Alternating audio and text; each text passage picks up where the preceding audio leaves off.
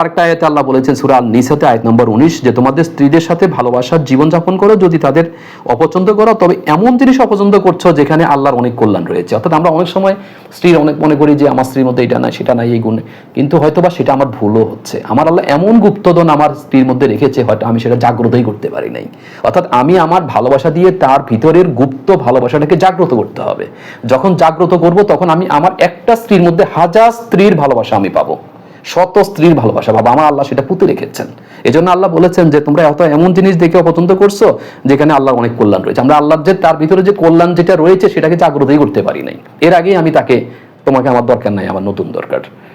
বিষয়টা হলো এরকম। 4 নম্বর একটা আয়াতে আল্লাহ বলেছে যে সূরা আন-নিসা আয়াত নম্বর 128 যে তোমাদের মধ্যে যদি কোনো সমস্যা হয়, হাজব্যান্ড ওয়াইফের মধ্যে যে এখন ডিভোর্সগুলো হচ্ছে অনেক জায়গায় সমস্যা হয়, তাহলে তোমরা নিজেদের মধ্যে একজন একজনের সাথে পরামর্শদাতা অর্থাৎ একজন একজনের সাথে অ্যাডভাইজার তোমরা পরামর্শ করে এটাকে নিষ্পত্তি করো।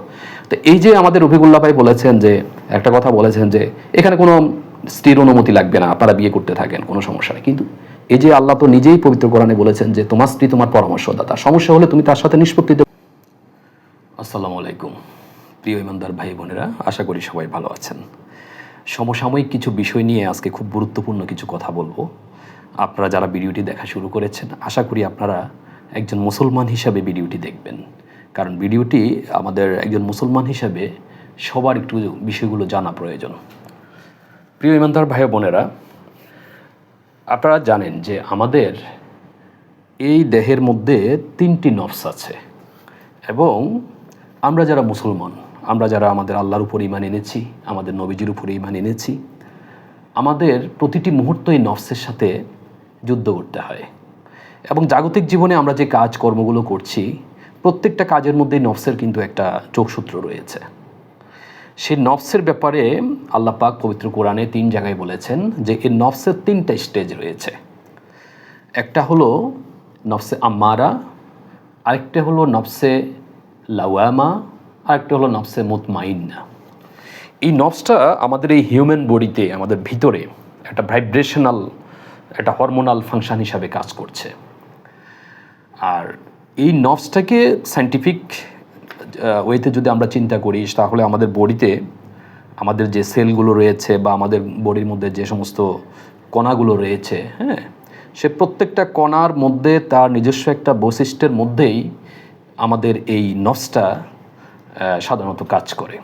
এখন আমরা যারা ঈমান আনি বা আমরা যারা আল্লাহর উপর ঈমান নিয়ে আসছি তারা এই নফসের সাথে যুদ্ধ করার জন্য আমার আল্লাহ যে কথাটুকু বলেছেন যে আমরা কিভাবে আমাদেরকে একজন জীব আত্মা থেকে একজন মানব আত্মায় অর্থাৎ পরমাত্মায় একজন মানুষ বা একটা পরমাত্মায় আমরা কিভাবে নিব এবং এই স্টেপগুলো আমরা কিভাবে অতিক্রম করব, অর্থাৎ নফসে আম্মারা, নফসে লাওয়ামা এবং নফসে মুতমাইন্না, এই স্টেপগুলো আমরা কিভাবে অতিক্রম করব। প্রিয় ইমানদার ভাই বোনেরা, নফসে আম্মারা এমন একটা স্টেজ একটা মানুষের মধ্যে থাকে যেখানে একটা মানুষ যখন অনেক পাপ করে, অনেক ধরনের পাপ করে, একেবারে তার লোভ, হিংসা বা তার কামনা শক্তি বা তার মানে এই জিনিসগুলো সে নিয়ন্ত্রণ করতে পারে না, অনবরত সে করতে থাকে এবং এগুলা করার পরে তার ভিতরে কোনো আফসোস কাজ করে না, সে কন্টিনিউ করতে থাকে।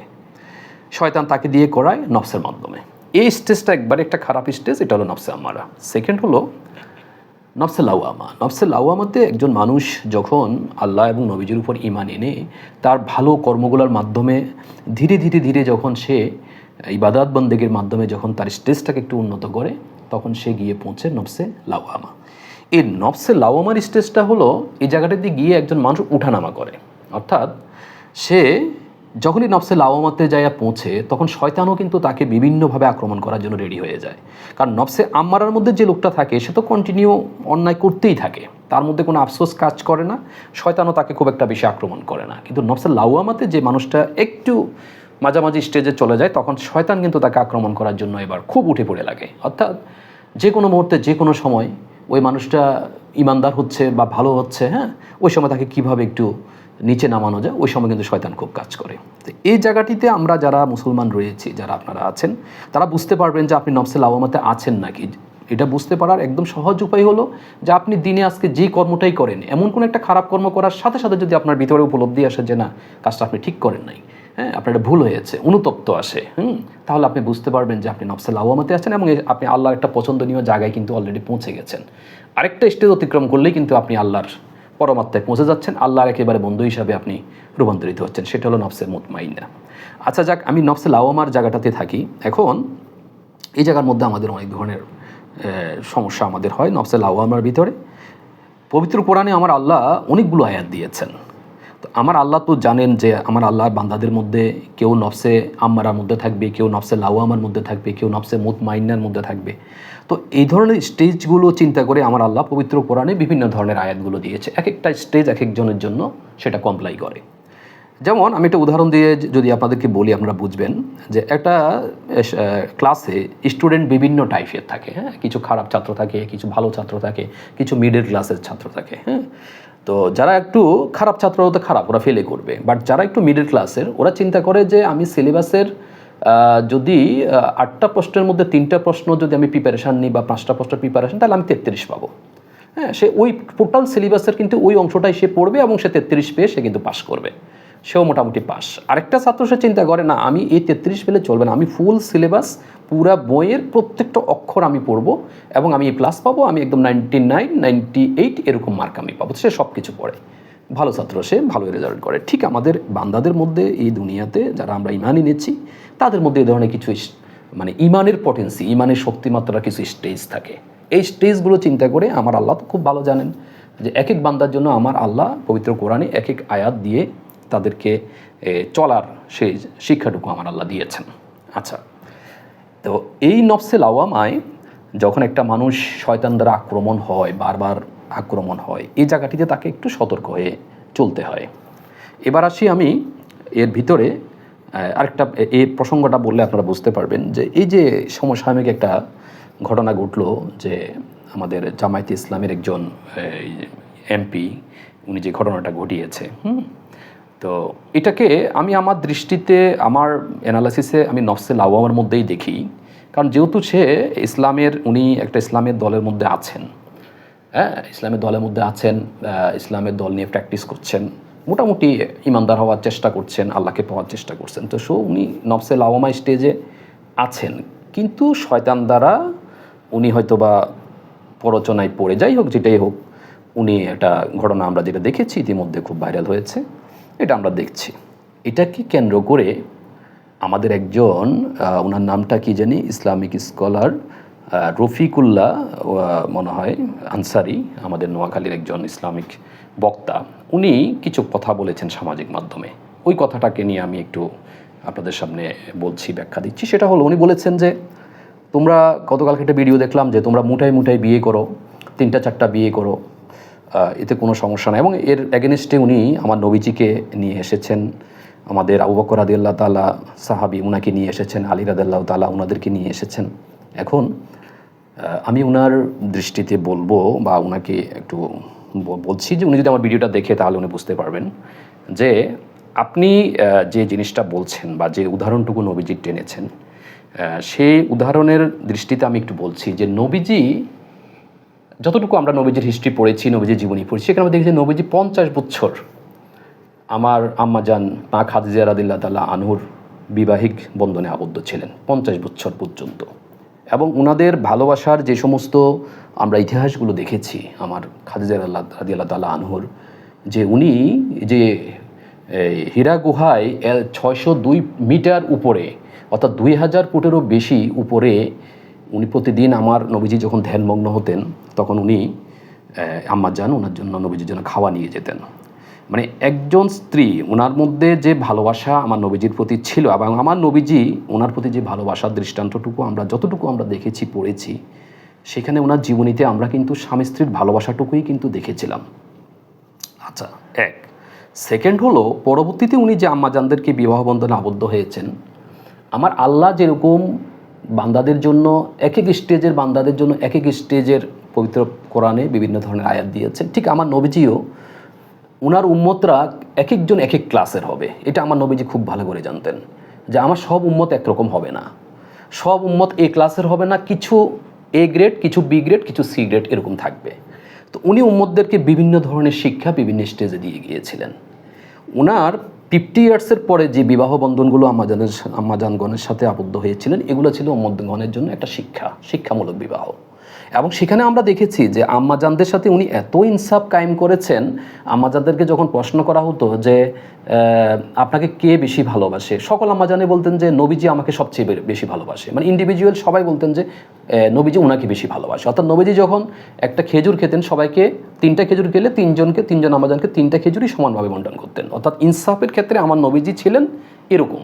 আমার নবীজি তো নবীজির সাথে কোনো তুলনাই হয় না, এবং নবীজি নিজেও বলেছে আমি যেটা পারবো সেটা তোমরা পারবা না। যাই হোক, সে যে ইনসাফ আমার নবীজি সেখানে কায়েম করেছিলেন আম্মাজানদের উপরে। এবং নবীজি তো সবসময় ধ্যানমগ্ন, আমার আল্লাহর জন্য পানা ছিলেন।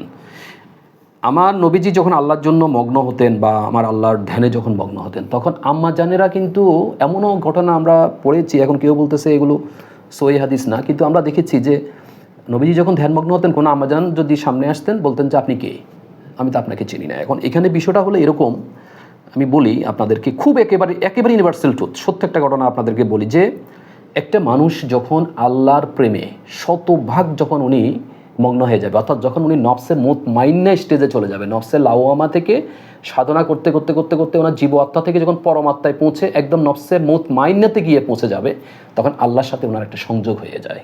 অর্থাৎ আল্লাহ একেবারে ভালোবাসার সবচেয়ে বড় বন্ডিং তখন আল্লাহর সাথে হয়ে যায়।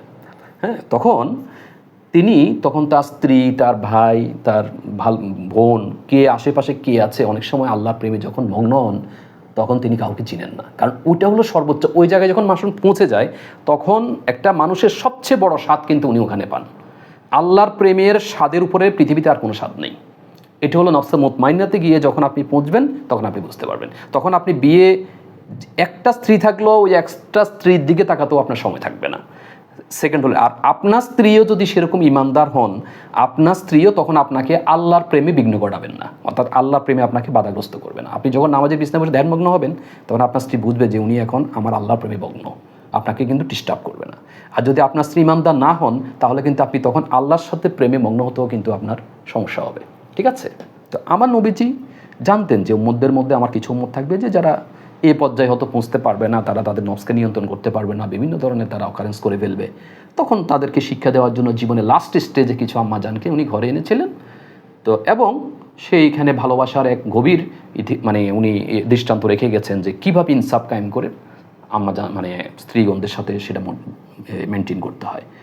আপনি এই যে আমি রফিকুল্লাহ আমাদের ভাই রফিক ভাইকে বলছি, রফিকুল্লাহ ভাইকে আপনারা তো অনেক বড় ইসলামের কথা বলেন, আমরা ইউনিভার্সিটি থেকে, আমরা ইউনিভার্সিটি লাইনে বা আমরা বাংলা লাইনে, আমি আপনার কেদারতে বলছি যে আমাদের মধ্যে কি এমন এত বড় ইমান সৃষ্টি হয়েছে, আমাদের ভিতরে সেই কি ইনসাফ কায়েম করার মতো আমাদের সেই ইমান আমরা সৃষ্টি করতে পেরেছি? হ্যাঁ, যদি পারি সেই জায়গায় স্টেজ হওয়ার জায়গায় পৌঁছানোর পর তারপর আমাদেরকে এই জিনিসগুলো নিয়ে চিন্তা করতে হবে। আর স্বামী স্ত্রীর ব্যাপারে আমার আল্লাহ পবিত্র কোরআনে সূরা আর রুম আয়াত নম্বর 21 এখানে বলেছেন যে তিনি তোমাদের মধ্য থেকে তোমাদের সঙ্গীগণকে সৃষ্টি করেছেন। অর্থাৎ আমার ভিতরের যে কোনো একটা অঙ্গ থেকে, ফাংশন থেকে আমার আল্লাহ আমার স্ত্রীকে সৃষ্টি করেছেন।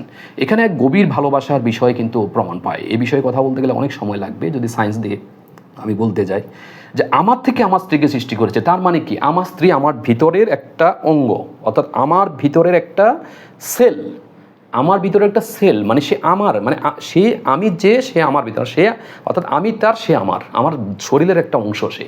সুতরাং এখানে ভালোবাসার কত বড় একটা গভীর কথা আমার আল্লাহ পবিত্র কোরআনে বলেছেন। আরেকটা আয়াতে বলেছে সূরা আল বাকারা আয়াত নম্বর 187, সেখানে বলছে তোমাদের স্ত্রী তোমাদের পোশাক এবং তোমরা তোমাদের স্ত্রীগণের পোশাক।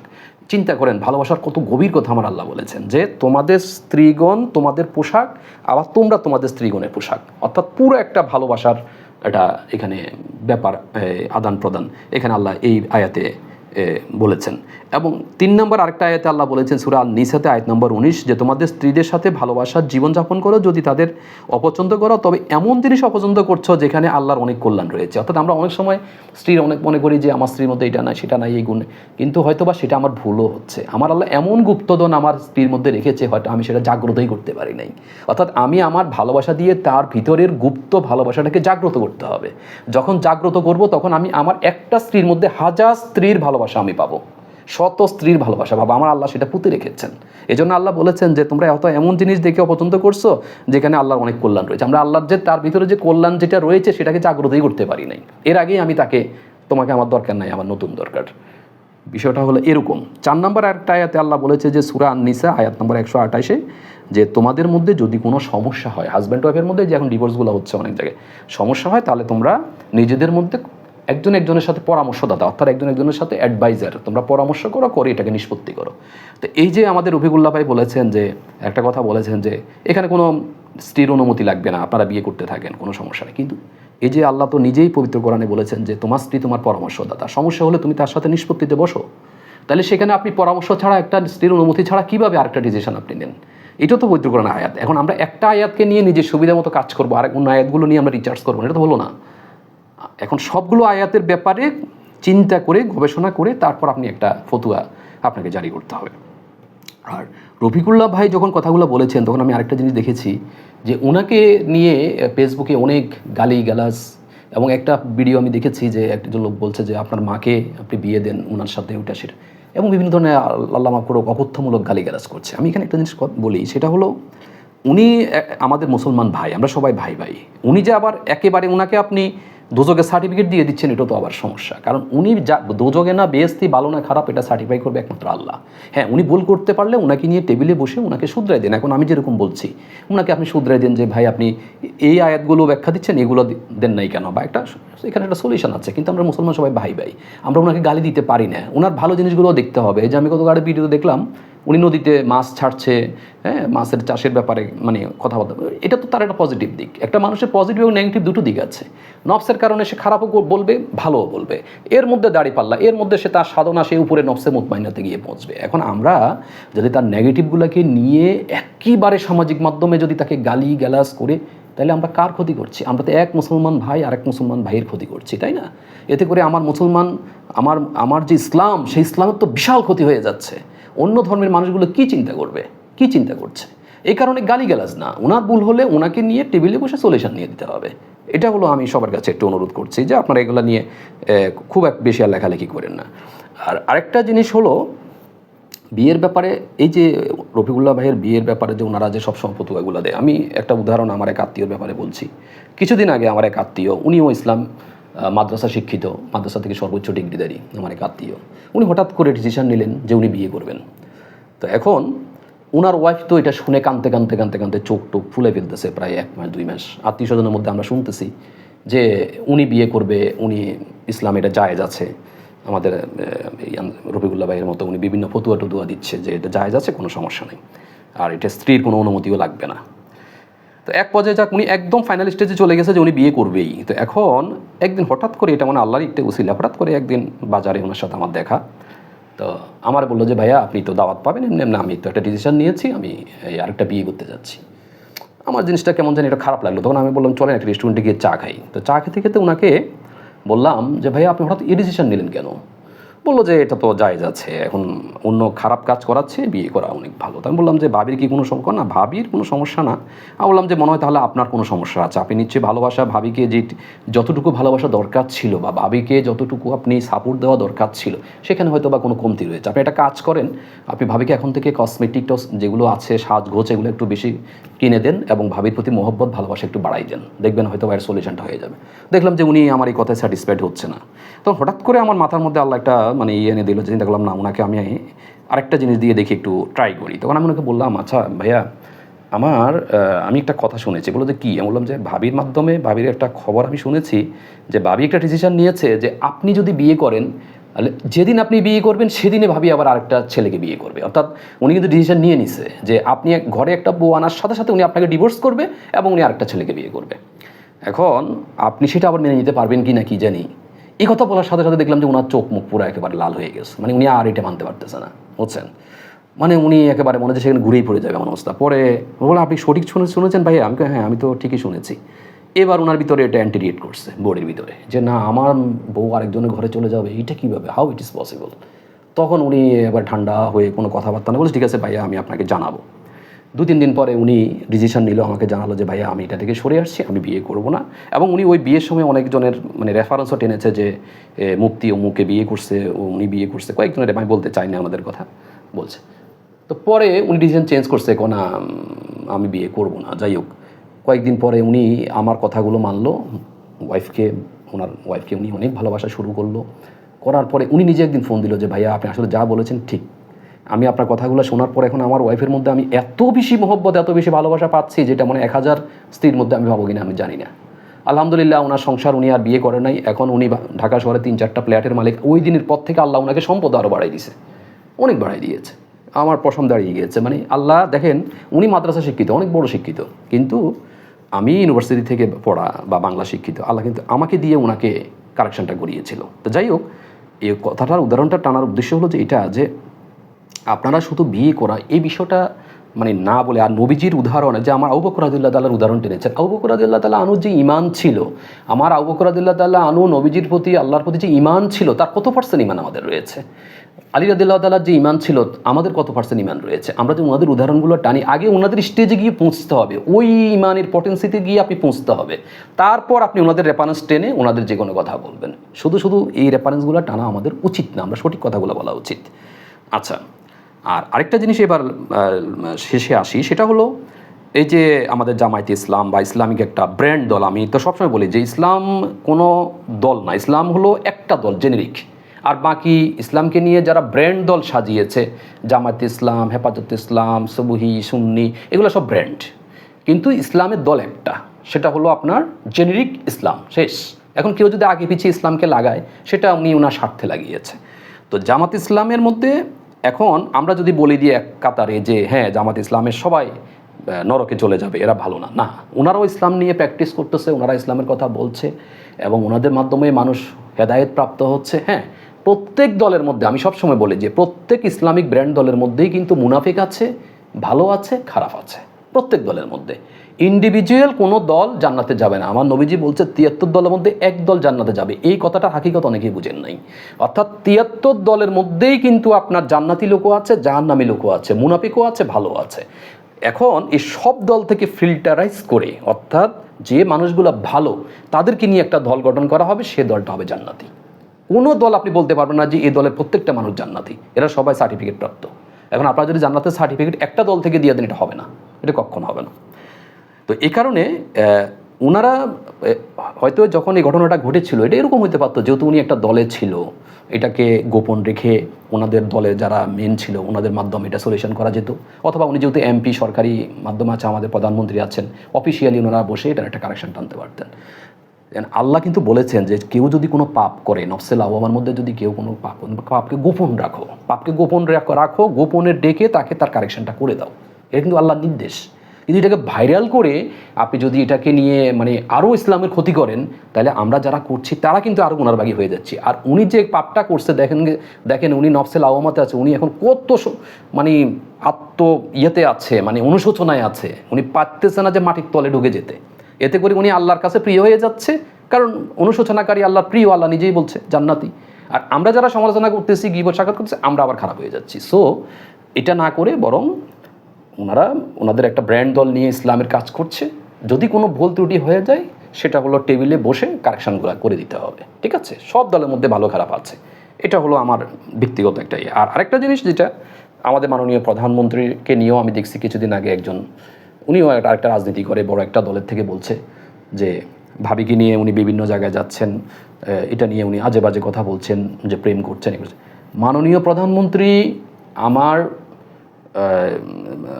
ভাবিজানকে নিয়ে যে উনি বিভিন্ন জায়গায় যাচ্ছেন বা বিভিন্ন ইয়েতেই, যে একটা মেডিকেল কলেজে, ঢাকা মেডিকেল কলেজে উনি বলেছেন যে আমার মাথায় হেলথ নেই, আমার মাথায় উনি আছে। ব্যাপারটা কি কেউ বুঝতে পেরেছেন? যে উনি একজন ডাক্তার, উপরের লেভেলের ডাক্তার ভাবিজান। তো ভাবিজান থেকে অবশ্যই উনি পরামর্শ করেন, একজনের পরামর্শদাতা। বাংলাদেশে হেলথের কোথায় কোন প্রবলেম আছে ভাবিজান মোটামুটি পুরো না জানলেও 80% তো উনি জানে। তো যদি আমার মাননীয় প্রধানমন্ত্রী ওনার সাথে এটা আলোচনা করে, ওনার মাথায় যদি ওনার সে ভালোবাসা থাকে আর সে পরামর্শটুকু যদি করে, তাহলে আপনাদের থেকে জানতে হবে না, উনি ওনার ওয়াইফের মাধ্যমেই কিন্তু হেলথ সম্পর্কে জানতে পারবে। এবং ওইভাবেই কিন্তু হেলথ সম্পর্কে উনি এত কিছু জেনেছেন। এবং উনি ওনার ওয়াইফকে নিয়ে বিভিন্ন জায়গায় ঘুরতে যান, যেটা আমার নবীজির সুন্নত। এবং উনি ওনার মানে ভাবিজানের প্রতি যে ভালোবাসাটুকু রেখেছেন, এটা থেকে তো প্রমাণিত হয় যে আমার মাননীয় প্রধানমন্ত্রী আমাদেরকে কী শিক্ষা দিচ্ছেন। অর্থাৎ এটাই হলো ইমানের একটা অংশ। অর্থাৎ উনি একটা ভালো প্র্যাকটিস আমাদেরকে শেখাচ্ছেন, যে আমরা তো ওয়াইফদেরকে নিয়ে কোথাও যাই না, কিন্তু উচিত আপনি আপনার ওয়াইফকে, যেহেতু আল্লাহ যেখানে বলছে যে সে তোমার অ্যাডভাইজার, সে তোমার পোশাক, তো আপনি পোশাকটা নিয়ে গায়ে দিয়ে যাবেন না? পোশাকটা গায়ে দিয়ে তো আপনি বিভিন্ন জায়গায় যাওয়া দরকার। অবশ্যই আপনি আপনার ওয়াইফকে নিয়ে বিভিন্ন জায়গায় যাবেন, এতে আল্লাহ খুশি, সবাই খুশি। সুতরাং এগুলো নিয়ে সমালোচনা করবেন না। আমি একটার সাথে একটা লিঙ্ক আছে বিধায় কথাগুলো আমি বলছি। আর সেকেন্ড হলো, একদম লাস্ট আমি যে কথাটা বলবো সেটা হলো, আমরা ইসলামকে ছোট না করি, আমরা ইসলামকে ছোট করি। আমি সবার কাছে আমি হাত জোড় করে বলছি, দেখুন আমরা ইসলামের সবাই ভাই ভাই, আমরা এক একজন এক এক ব্র্যান্ড দলে বিভক্ত হয়েছি, কিন্তু দিন শেষে আমরা সবাই, সব দলের যারা ইমানদার, আমরা সবাই এক দলে আমরা অন্তর্ভুক্ত, আমরা সবাই এক দলে অন্তর্ভুক্ত। এবং ওটাই হবে, দেখবেন কিয়ামতের আগে ওটাই হবে। ইমাম মাহদী আলাইহিস সালাম আসার পরে দেখবেন যারা ইমানদার, যারা প্রকৃত ইমানদার, সব দল থেকে ছেকে ফিল্টারাইজ হয়ে সবাই ওনার কাছে বায়াত গ্রহণ করবে এবং একটা দলে ইসলাম চলে আসবে ইনশাল্লাহ। আসবেই, এটাতে কোনো সন্দেহ নেই। সুতরাং এখন বিভিন্ন ব্র্যান্ড দলে আছে, থাকুক, সবার মধ্যেই ইমানদার আছে, মুনাফেক আছে, ভালো খারাপ আছে। এগুলাকে নিয়ে আমরা নিজেরা মুসলমানদের মধ্যে সমালোচনা করে আমাদের মুসলমান ধর্মটাকে আমরা যাতে নষ্ট না করি, এতে করে আমরা আমাদের কিন্তু ক্ষতি করছি, অন্য ধর্ম এগুলো কিন্তু তারা দেখছে। এটা সবার কাছে রিকোয়েস্ট, আমরা যাতে কেউ কারো ক্ষতি না করি। আর একদম সর্বশেষ আমি সবার কাছে একটা দাওয়াত রাখছি, সেটা হলো, আমি একজন আল্লাহর ওলি, আল্লাহর একজন বন্ধু, ওনার আমি ভক্ত মুরিদ। আমাদের বাংলাদেশের লক্ষ্মীপুর জেলার সাইফিয়া দরবার শরীফের যিনি গদিনীশীল পিশাব হুজুর পদ্মা নিয়েছেন ছিলেন আমাদের মাওলানা সাইফুল ইসলাম সিদ্দিকী আল কাদেরী আল সিস্তি, আমার প্রাণপ্রিয় মুর্শিদ কেবলাজান। উনি আমার নবীজির সবচেয়ে বড় প্রিয় সাহাবী আবু বকর রাদিয়াল্লাহু তাআলা আনহুর 41তম আওলাদ, ডাইরেক্ট জেসমিনি আওলাদ এবং খলিফা, ডাইরেক্ট ব্লাড। আমি ওনার সোহবতে গিয়েছি। আজকে যে কথাগুলো আপনাদেরকে বলছি, আসলে ওনার হাতে বায়াত প্রাপ্ত হওয়ার পরেই আল্লাহ পাক আমার মুখ দিয়ে কেন জানি বিভিন্ন এলানের মাধ্যমে কথাগুলো আমাকে বলায়। এর আগে আমি কখনো ইসলামের কথা বলতে পারিও নাই, পুঁথিগত বিদ্যা দিয়ে এগুলো বলাও যায় না। এগুলো আসলে একটা আধ্যাত্মিক জ্ঞান, রুহানি একটা জ্ঞান লাগে, আল্লাহর অশেষ মেহেরবানি লাগে। এবং যে কথাগুলো বলছি এগুলো আমার কোনো কথা না, আমার আল্লাহ আমার মুখ দিয়ে অত বলিয়েছেন বিদায় আমি বলতে পারছি, নাহলে একটা কথা বলারও আমার কিন্তু কোনো স্কোপ নেই। তো ওনার ফাতায়ে মহান মুর্শিদ হক লক্ষ্মীপুরী, অর্থাৎ উনি পদ্মা নিয়েছেন 5 বছর হয়েছে। আগামী 30 তারিখে আমাদের দরবার শরীফে ওনার স্মৃতিতে অনেক বড় একটা প্রোগ্রাম হচ্ছে, পবিত্র ফাতায়ে মহান মুর্শিদ হক লক্ষ্মীপুরী। আপনারা বাংলাদেশ থেকে না, শুধু পুরো বিশ্ব থেকে যারা আমার এই ভিডিওটা দেখেছেন, সবার কাছে আমার দাওয়াত থাকলো, আপনারা সবসময় আল্লাহর উলিয়া গুণে সোহবতে থাকবেন। হ্যাঁ, সৎসঙ্গে স্বর্গবাস, অসৎসঙ্গে সর্বনাশ। এবং আল্লাহ বলেছেন ওয়াকুনু মা সাদিকিন, তোমরা সত্যবাদীগণের সাথে থাকো, সাথী হও, তাহলে দেখবা শয়তান তোমাদেরকে আক্রমণ করতে পারবে না। তোমরা তোমাদের নফসকে উন্নত করতে পারবা, নফসে লাওয়ামা থেকে নফসে উন্নত করে নফসে মুতমাইন্নাতে গিয়ে পৌঁছে যাবা, আমার বন্ধু হতে পারবা তোমরা। তা আমরা সবাই কাছে দাওয়াতটুকু রাখলাম, সবাই আসবেন। প্রোগ্রামটা হলো আমাদের 30শে জুলাই 2026 বৃহস্পতিবার, আপনারা সবাই আসবেন। তো আজকে এটুকুই, সবার কাছে আবারও ক্ষমা চেয়ে যদি আমার কোনো কথার মধ্যে কেউ কোনো কষ্ট পেয়ে থাকেন, আশা করি আমাকে ক্ষমার দৃষ্টিতে দেখবেন। সবাই ভালো থাকবেন, সুস্থ থাকবেন। আসসালামু আলাইকুম।